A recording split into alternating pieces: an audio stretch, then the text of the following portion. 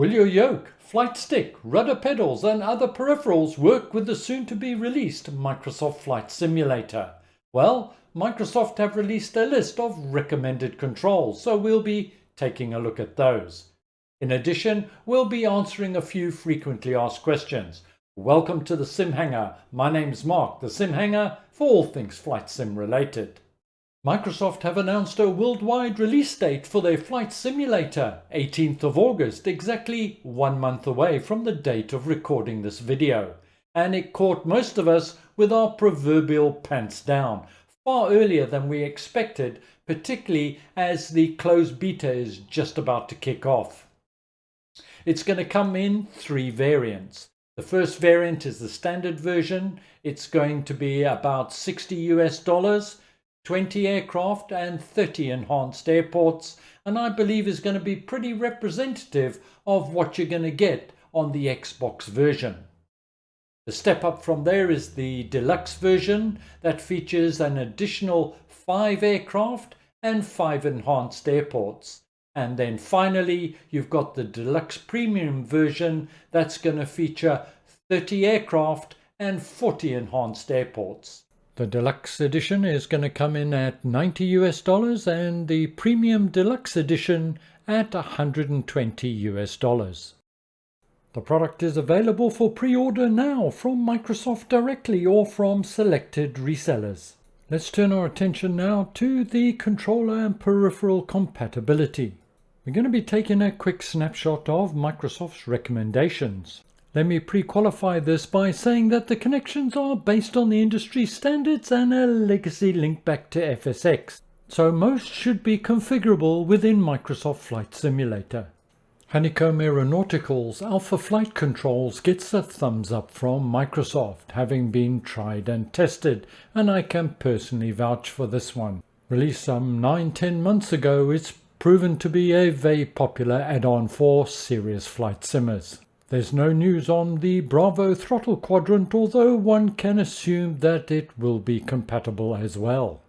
Another well-known manufacturer making the list is Virtual Fly with their TQ3 and TQ6 throttles. Whilst a little bit on the pricey side, they're renowned for their excellent quality. Also from Virtual Fly is the Yoko Yoke and Yoko Plus, renowned for being very realistic and true to life.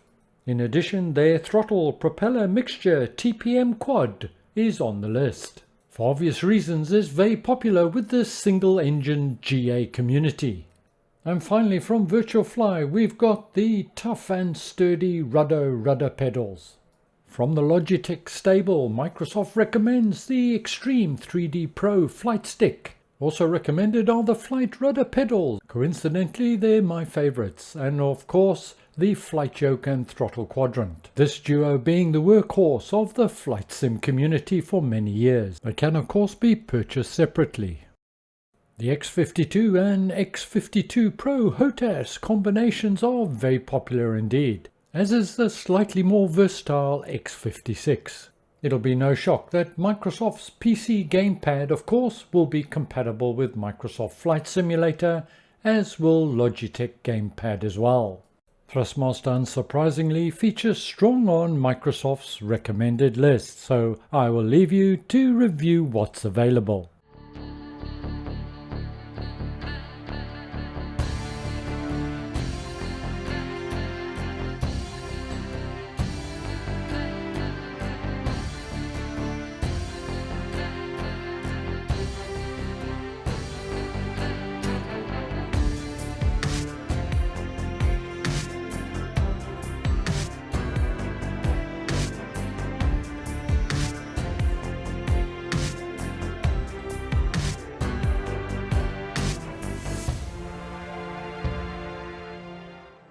Turning now to frequently asked questions, and one of the most common questions is when will it be released on Xbox?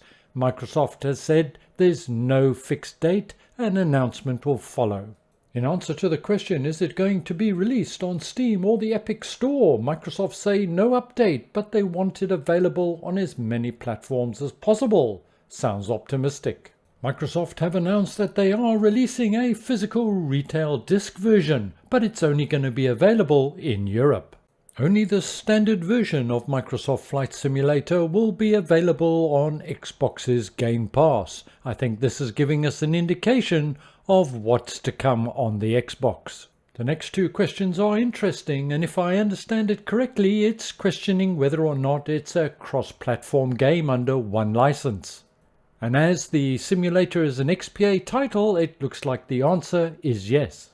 Play it on PC and Xbox or vice versa with the single license. The next question is, do you need a Microsoft account to play it on PC? And the answer is a yes. And the last question is, what hardware specifications are required to run the simulator? I did a video on this and I'll leave links to that video in the notes below.